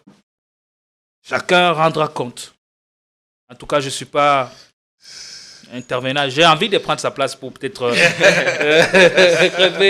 crever l'abcès ou lâcher le morceau. Mais vous allez revenir sur les accusations portées contre la Senko et la réplique d'une certaine opinion qui pense que Tatou Bernard Kassanda a surfé ou aurait surfé sur une fibre tribale, ce qui est malheureux et dangereux si ces allégations venaient à être confirmées. Mais comment juger l'influence de l'Église et comment établir la responsabilité de l'Église et la mission qu'elle exerce? Est-ce que c'est seulement en s'appuyant sur sa mission principale ou sur d'autres missions que vous avez qualifiées de subsidiaires? Non, écoutez, il faut... Parce que sur le plan de la socialisation, l'Église a lamentablement échoué. Ça, ce sont mes mots et c'est Exaucé qui l'a démontré. Est-ce que Karl Marx n'avait-il pas raison? Et l'opium du peuple. Et en quoi la religion est l'opium du peuple? Et c'est quand il y a mariage entre la politique et l'Église, comme on le voit dans notre contexte. Je vais peut-être dire quelque chose que je n'aime pas souvent dire. Allez-y. J'aime souvent cacher. Mais aujourd'hui, je vais le dire pour le bien de notre... Je ne veux pas vous enlever votre foi parce que moi-même je suis croyant, pratiquant. Mais voici comment est-ce que le monde se gouverne. Le monde. Ça veut dire, votre question, je l'amène à un niveau métaphysique. Regardez, au-dessus, les 6 sphères d'influence du monde. Au-dessus, ce sont les banquiers, ça veut dire les commerçants, c'est qui ont l'argent, les financiers. L'économie. Les financiers. Les financiers créent les politiques, fabriquent leurs politiciens. 2e. Le politicien à leur niveau, 3e, fabrique les lois. Les lois qui, en fait, le protègent. Des lois à leur guise. Je vous parle des choses qui vont choquer. Les lois, ce sont des réalités. Je ne suis pas en train de dire ce que j'approuve. Je vous parle des réalités. Ne me prêtez pas les intentions. Donc, je répète, ce que je dis ici, ce n'est pas ce que j'approuve, mais je vous parle des réalités. Les politiques créent les lois. Là-dedans, ils mettent leurs animateurs, ce que vous appelez les juges. Ils mettent. C'est pour ça que partout dans le monde, ce sont les politiciens qui nomment les juges. Presque partout. On quitte la 3e sphère. 4e sphère, c'est vous, la presse. C'est vous. 4e pouvoir. Il n'a pas de moyens au Congo. 4e sphère. Vous avez déjà vu un pouvoir sans moyens. Je vous dis, 4e sphère, c'est la presse. C'est comme ça que je ne suis pas en train d'attaquer les gens. Vraiment, ne me prêtez pas les intentions. Il y a des gens qu'on vous a présentés d'une certaine manière sur la terre, mais alors qu'en réalité, ils n'étaient pas comme ça. Oui. Je ne vous citerai Vous pas faites les noms. allusion à quoi ou à qui? Si vous voulez, je vais vous citer les noms. Je ne dis pas que c'était un bon dirigeant ou un mauvais dirigeant. Je n'entre pas dans ce qu'il a fait ou n'a pas fait. Mais je peux vous dire que les visages qu'on vous a présentés de Saddam Hussein n'étaient pas seulement ça. Ça, c'est la presse qui a fait ça. Je vous dis, c'est la presse. Les visages qu'on vous a présentés de Kadhafi n'est pas seulement ça. N'était pas seulement, et n'était même pas forcément ça. Mais c'est la presse. Pour vous dire que la presse, ça ne joue pas. Si on veut vous donner une image, on va vous la donner. Et même. Et on choisit ce que l'on veut dire ou diffuser. Si on n'a pas appris à nos enfants ce qu'avait été réellement Simon Kimbangu, parce qu'il y a une presse contre Simon Kimbangu. C'est parce qu'il y a une presse contre Kimpavita. Mais il y a une presse encore en faveur de Napoléon Bonaparte qu'on a appris à nos enfants. Louis XIV, Jeanne d'Arc. Ça, c'est la presse. Et donc, on ne blague pas. Et maintenant, c'est où j'atterris maintenant. J'avais dit 6, non, je ne sais pas si c'est 5. C'est où j'atterris maintenant pour rejoindre votre question. 5e pilier, c'est les fausses églises. Je pèse mes mots. Fausses églises. Ça veut dire, lorsqu'on sent que... Et dans les fausses églises, la vraie est où? Je sais où je vais en venir. Lorsqu'on sent que les financiers ne vous a pas dompté comme il se doit, les politiques ne vous a pas dompté comme il se doit, les lois ne vous ont pas dompté comme il se doit, la presse ne vous a pas orienté comme il se doit, l'église vient vous dire, calmez, vous irez au ciel. Donc, attendez. Là, vous êtes dans la mission idéologique. Non, c'est-à-dire la fausse, pas la bonne. La fausse église vient vous dire, non, laissez... Ne vous occupez pas de la terre. Gardez la foi. Les choses de la terre sont passagères. Errez les pauvres en esprit. Errez les pauvres en esprit. Et tout ça. Vous voyez? Ça, c'est la fausse église qui vient vous dire. En fait, si je voudrais donner ces sphères d'influence, c'est pour vous dire. Lorsqu'on dit que l'église est l'opium du peuple, ce n'est pas la bonne église. C'est la mauvaise. Okay. Ça veut dire l'église qui endort. L'église qui travaille avec les pensées politiciens. Je ne veux pas attaquer une église ici, mais en tout cas en Afrique et particulièrement au Congo, l'église a été utilisée comme instrument du colon à une certaine époque. Je ne dis pas que l'église elle est mauvaise, non. Mais certains acteurs de l'église ont été, renseignez-vous sur l'histoire, des agents de renseignement pour les pouvoirs de l'époque pour mater les peuples. Ça veut dire, lorsqu'on sent qu'il y a un mouvement quelque part, surtout chez moi, au Sankourou, les gens de nature, les Sankourois sont chauds, les Sankourois Kemafumbe, on sent que les lois n'entrent pas, on sent que la politique n'entre pas, on sent que la presse, maintenant on envoie certains hommes d'église, vraiment, ne mettez pas l'église dedans, en tant qu'organe et corps, certains qu'on utilisait comme agents de renseignement, lorsqu'on sentait qu'il y a un mouvement, ces agents de renseignement faisaient monter l'information chez les politiciens et les politiciens leur donnaient les discours qu'il faut donner à ces peuples-là pour les calmer. C'était en fait quoi? Une manière d'endormir les peuples par certains acteurs de l'Église. Voilà d'où même cet adage tire son sens. L'Église serait l'opium du peuple. Ça veut dire, on vous calme. Parce qu'on sait que si avec les lois on n'arrive pas, mais avec votre conscience, si on vous dit que vous irez au ciel, ça, vous allez vous calmer. Et à quoi la population doit sa survie pour donner la trajectoire que nous devons suivre en 1 minute? La bonne trajectoire, c'est comme je venait de le dire, c'est au-delà de tout ce qu'on peut dire, tel a tel fait, tel a tel fait. La bonne trajectoire ne serait pas seulement au niveau de la condamnation de X, Y. La bonne trajectoire serait au niveau des réformes, comme je le disais. La civilisation. En fait, si hier, on disait aux hommes, heureux, comme tu dis, les pauvres en esprit. Heureux les pauvres en esprit quand ils verront le royaume de Dieu. Il faut maintenant enlever ça de sa tête. Que quand Christ parlait des pauvres, il parlait des pauvres en esprit. Ça veut dire un homme pieux, un homme qui n'a pas de charge en lui, quoi. Il est propre, il est vierge. S'il faut le dire ainsi. Mais ce n'est pas sobre. Voilà les termes, merci pour les termes. Mais ce n'est pas les pauvres en matériel. Non, parce que le Dieu lui-même qui les prêche, le plus grand riche, selon l'histoire des hommes sur la terre, serait Salomon ou Job. Que ce soit Salomon ou Job, Ce sont les hommes qui ont été utilisés par les dieux riches. Donc, il faut enlever ça de la tête. Donc, ça doit passer par la civilisation, la nouvelle, je veux dire civilisation moderne, si vous le voulez. Ça doit passer par cela. Et là, maintenant, vous allez voir que ça ne serait pas que l'Église qui prendra en otage certains individus, ou bien les politiciens qui prendront en otage certains individus. Non, non, non. C'est que je dis, je sais que c'est difficile pour certains à l'appréhender, mais c'est un idéal. Mais comment Et l'idéal, quand il nous faut tournons tout toujours le temps l'entretenir. vers le système extérieur, vers la presse internationale qui nous bombarde des programmes. Ici, au pays, on ne sait plus suivre le programme de la chaîne nationale. La presse qu'on appelle entre guillemets quatrième pouvoir, quelque chose que je n'approuve pas parce qu'on ne peut pas avoir un pouvoir sans moyens.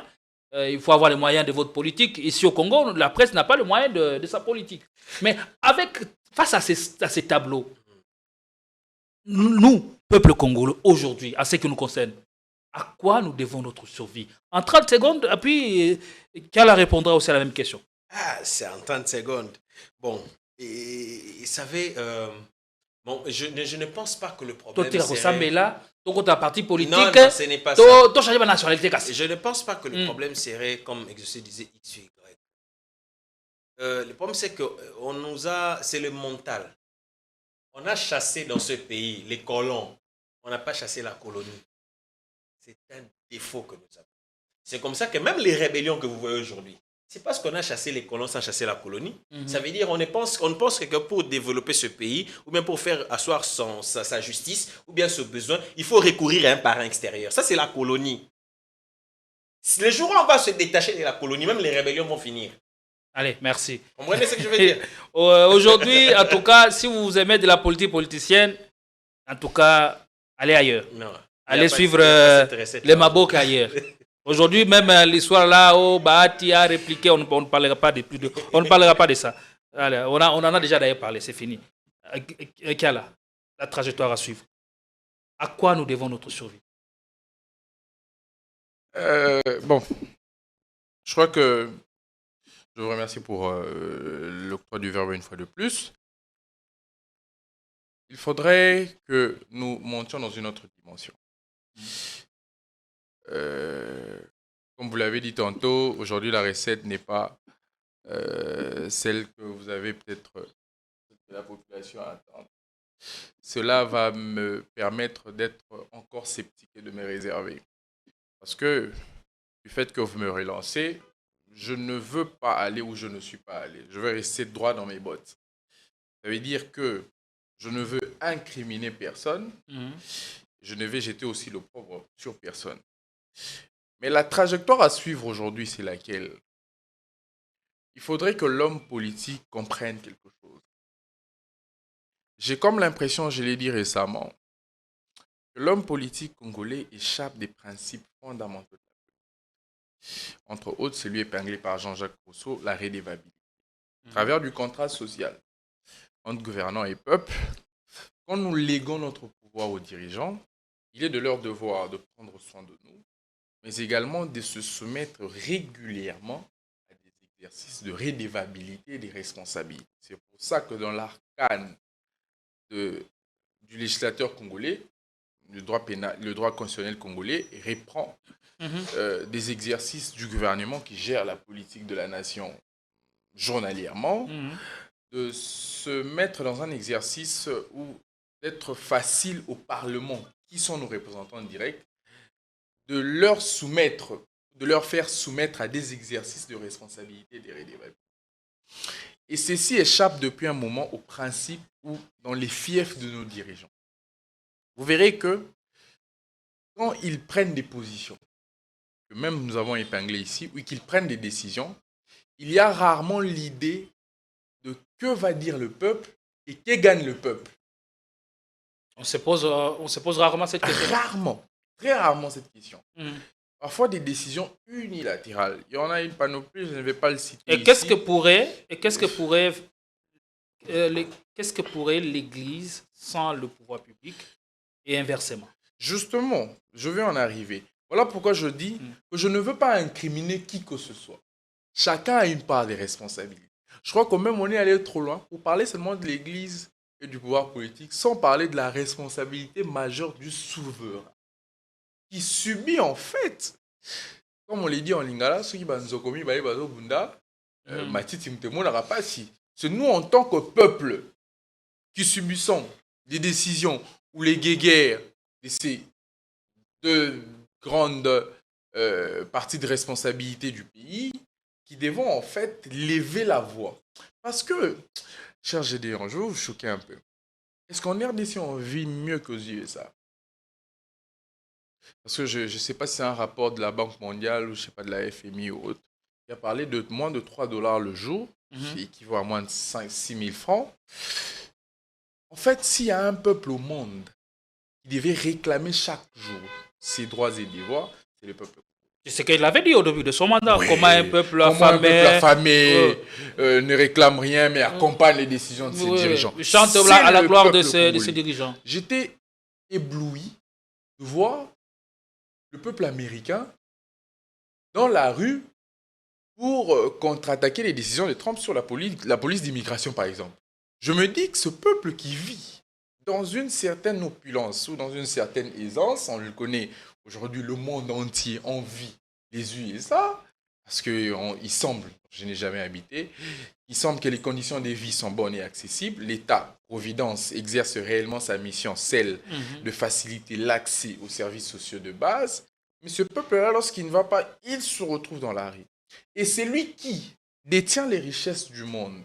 C'est lui qui a suffisamment pour sa survie, mais ne l'a pas, ne réclame pas, en tout cas, réellement, l'Église ou le peuple est lui-même dans l'opium. Ma question, c'était de savoir, est-ce que le pouvoir peut tout faire sans l'Église ou l'Église peut tout faire sans le pouvoir? Je l'ai dit tantôt, que la responsabilité reste partagée, que l'Église ne peut pas marcher sans le pouvoir et que le pouvoir, dans un cas aussi épinglé, ne peut pas marcher sans l'Église. Parce que je vous l'ai dit dans ma récente prise de parole, que nous sommes à un niveau où dans l'immensité du Congo, le pouvoir a des endroits, ici en RDC, où, bref, l'autorité de l'État n'y est pas installée.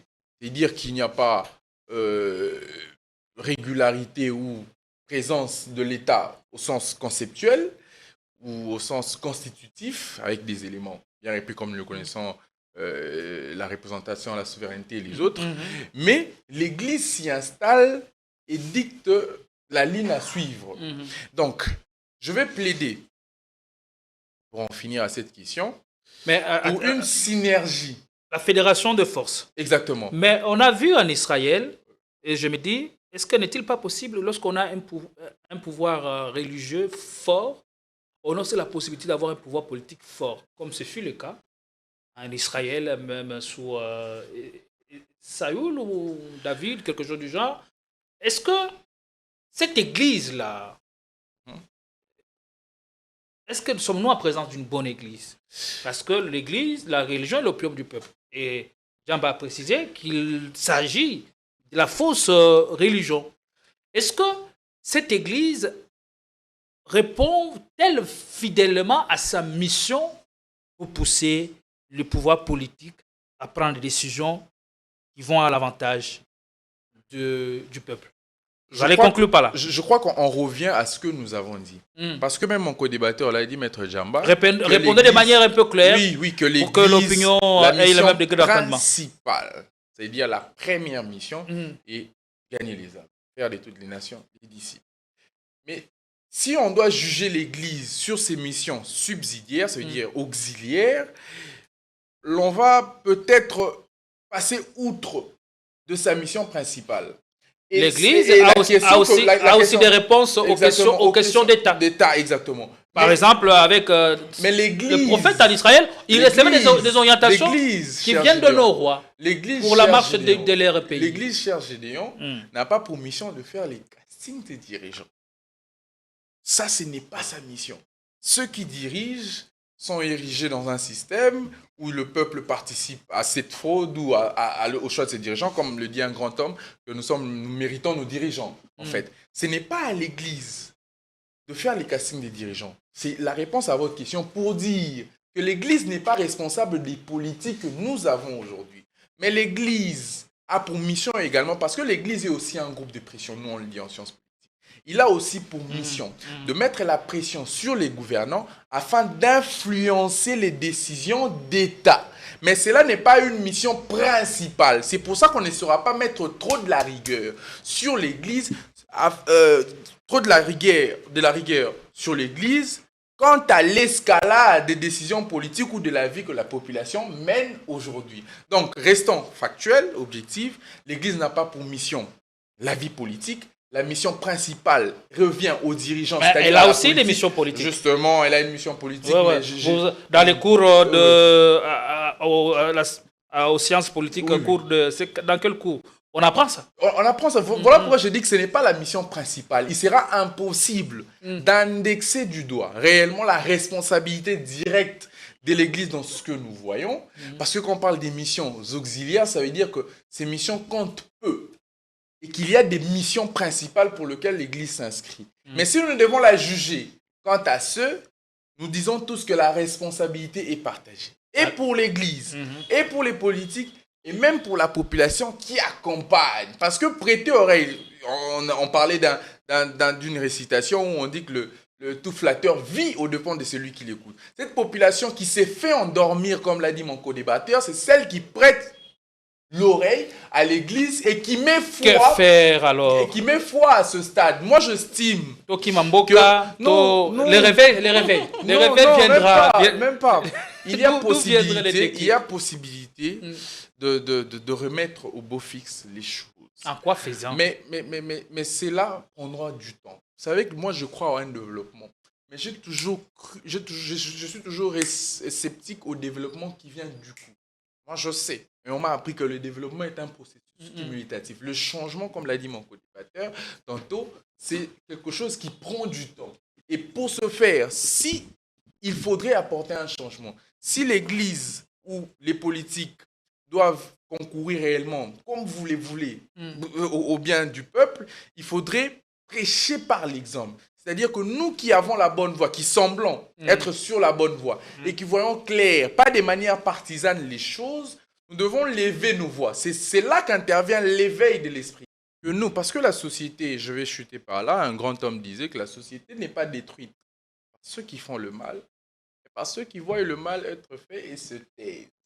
Alors, nous qui avons de la voix, nous qui voyons les choses autrement, nous qui prétendons être sur la bonne voie et loin des côtés partisans, analysant l'actualité ou les faits sociétals tels qu'ils se présentent, devons prêcher par l'exemple, donner une ligne de conduite. Je crois que Maître Djambala l'avait dit tantôt, nous sommes des leaders d'opinion. Nous prêchons par la masse. Et que si nous décidons de nous taire, en fait, nous laissons la place aux hérésies de diriger la société. Et si nous donnons un dictat, je crois que l'Église catholique peut en suivre, je crois que la population qui nous suit peut en suivre, je crois que les dirigeants qui nous suivent déjà peuvent également prendre cette ligne de conduite. Merci beaucoup. Vous me dites que l'Église a rempli parfaitement sa mission ecclésiastique. Je m'inscris peut-être en faux. Lorsque vous voyez la société, les gens sans amour, la haine qui monte, les gens irrationnels, vous avez des gens qui ont... Bon, vous avez le droit de vous inscrire en faux. Quelle est la mission de l'Église? Mais si ces gens n'existent pas, comment la société ne peut pas aller... Ils vont avoir le salut ces gens doivent... Moi, j'ai une autre conception de ce que vous disiez. Ces gens doivent exister. C'est pour ça que le Christ est venu. Ils doivent exister. Mais moi, je vois le taux. Des gens comme ça. Je vois le taux. Et c'est pour ces gens que l'Église doit multiplier et se forcer à atteindre la mission. Si ces gens-là n'existent pas, pourquoi l'Église a été affichée? Quand on dit aller faire des disciples, ça veut dire qu'il y avait des gens qui se sont égarés et que l'Église doit concourir. Moi, je vois le taux à leur récupération. La tendance exponentielle parce que on voit que ça se transforme en système. Ça se transforme en système et je comprends. On est là impuissant. Vous êtes dans l'allure que ça prend. On se rend compte qu'on va très vite vers ce que nous décrions ou vers ce que nous appelons l'escalade. Mais moi, j'estime que ces gens doivent. Ces gens doivent exister. Comment et expliquer? c'est pour ça que le Christ est venu. Et même la Bible nous dit que quand vous verrez ces choses, sachez que la fin du monde comment expliquer est proche. Il y a 20 ans, il y a 30 ans, ces choses-là n'existaient pas. Mais et l'Église Ne pullulez pas encore C'est comme les justement champignons, ce que comme je dis. c'est le cas. C'est justement ce que je dis, que l'Église doit maintenant multiplier des efforts parce que l'escalade est grande. Il y a vraiment un péril éternel et nous allons très rapidement. Mais la Bible nous a déjà préparé à ces choses. Je ne sais pas si c'était une mission ecclésiastique où nous devons pousser les versets. Finalement, mais on va commencer à venir quand vous prêcher. verrez ces choses doivent exister. Ouais, et nous ouais. avons été préparés dans ce sens. Quand vous verrez ces choses, ça fait que l'avenir ou la fin du monde est proche. Merci beaucoup. Et je dois avoir une émission beaucoup plus élaborée avec Diagas Jamba, avoir une émission religieuse où vous parlez de la Bible avec... pourquoi pas? Parce que les gens, apparemment, en ont besoin. Avec mon vice-pasteur. Allez, concluez. Par rapport à tout ce qui a été dit, est-ce que l'Église peut tout faire sans le pouvoir public? Et inversement. En 1 minute, vous allez conclure et puis la parole va lui retourner pour les derniers mots. Dieu lui-même qui peut tout faire ne fait pas tout. Comment l'Église va tout faire? Possible. Sans le pouvoir public. Non, Dieu lui-même qui peut tout faire ne fait pas tout. Mais lui, il peut. Il ne fait pas tout. Comment l'Église va tout faire? C'est impossible de tout faire. L'Église, comme Exaucé le disait, c'est remplir sa mission. Sa mission principale, je l'ai déjà dit, subsidiaire aussi, on en a parlé. La politique a aussi son rôle. C'est qu'on doit retenir. C'est que notre peuple doit retenir. C'est que nous, en tant qu'humains, quelles que soient nos appartenances religieuses, on est dans un état laïque, chacun a sa confession de foi. Mais quelles que soient nos confessions, il y a un élément qui nous caractérise tous.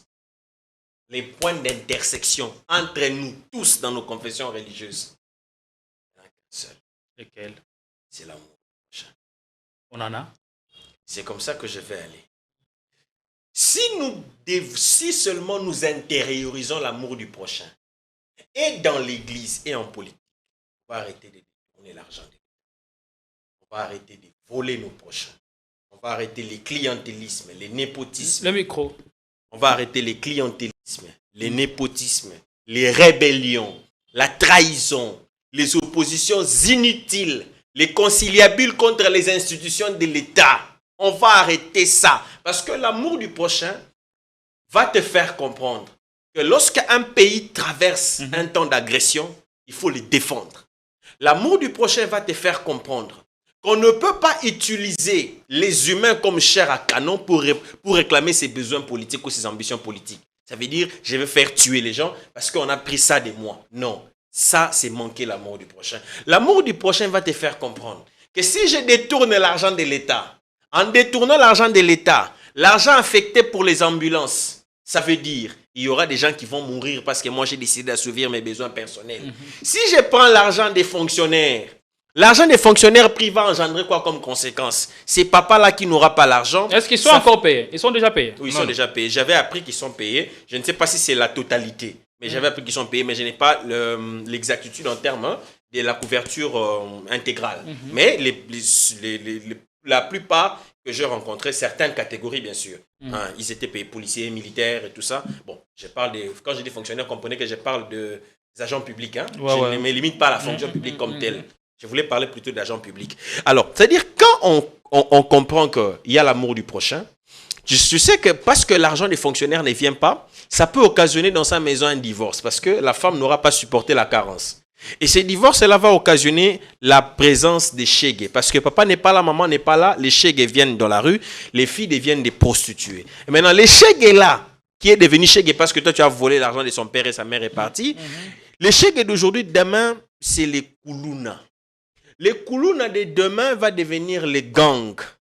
Et ce même gang, demain, va devenir un terroriste. Vous voyez comment est-ce que l'absence d'amour du prochain d'un individu pour assouvir ses appétits personnels a engendré un terroriste qui va tuer les gens parce que son père, sa mère, la délinquance était entrée dans sa famille parce que quelqu'un avait pris l'argent pour sa survie. Donc l'amour du prochain que je dis ici, qui nous caractérise nous tous, si nous arrivons à le cultiver, nous n'allons pas prendre l'argent des routes. Parce qu'en prenant l'argent des routes, en mettant dans ce qui n'est pas essentiel, nos véhicules encore à nous subissent des problèmes et nous en payons très cher. Donc l'amour du prochain doit nous caractériser nous tous pour savoir qu'on ne trahit pas la nation, On ne se ligue pas avec les agresseurs, on ne tue pas les gens pour les intérêts égoïstes, on ne prend pas l'argent de l'État, on n'entre pas dans le clientélisme et les favoritismes parce que toutes ces choses n'entrent pas en liesse avec l'amour du prochain. Oui, les défis restent énormes.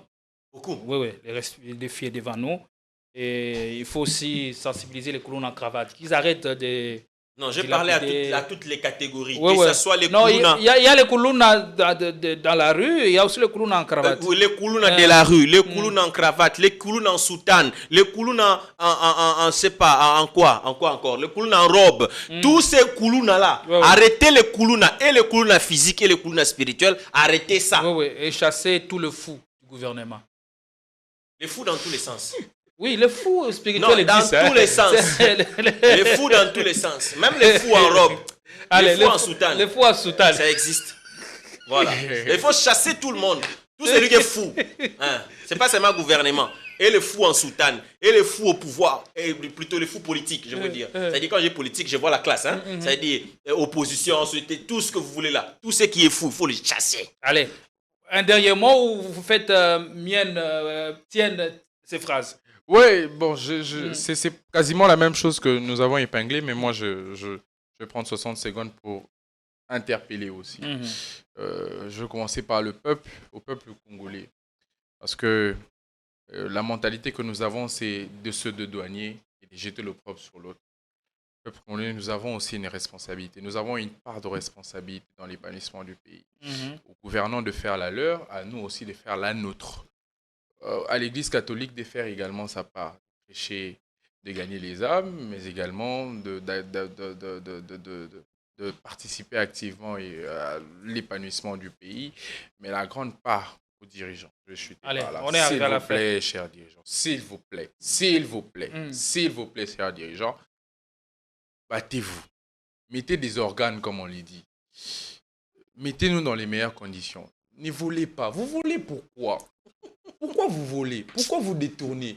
Pourquoi vous vous mettez dans une voie où le peuple ne vous dit rien? Pourquoi vous prenez des décisions unilatérales? Pourquoi on ne représente rien en tant que peuple? À quoi sert d'être Chers dirigeants, nous avons une part de responsabilité, nous en tant que peuple, l'Église a une part, mais vous également, vous avez la grande part du gâteau. Merci Maintenant, beaucoup. vous prenez pour un dialogue pour vos intérêts, pour vos enfants, pour votre famille. Mettez les peuples dans le salus populus suprema lex. Merci beaucoup. Je me pose la question, à quoi sert de vivre tout seul? À quoi sert de vivre tout seul? Vous qui nous regardez, changez de mentalité. Christ est à la porte, il est en train de frapper. L'émission est finie, allez, on se retrouve prochainement. Vous voulez de la politique politicienne, allez ailleurs. Ici, c'est la réflexion. Merci à vous, Diagazaba, d'être venu. À vous, Exosekala, pour ces moments de vérité. Nous espérons que cette émission restera parmi les émissions d'anthologie. Et les générations futures pourraient tomber et s'en inspirer. Pourquoi pas changer à travers nos comportements, à travers la praxis politique, la praxis ecclésiastique. Oui, partout, il faut qu'il y ait le changement. Il faut qu'on passe un coup de balai et que l'on abandonne les mauvaises habitudes qui n'ont fait que nous enfoncer. À la prochaine.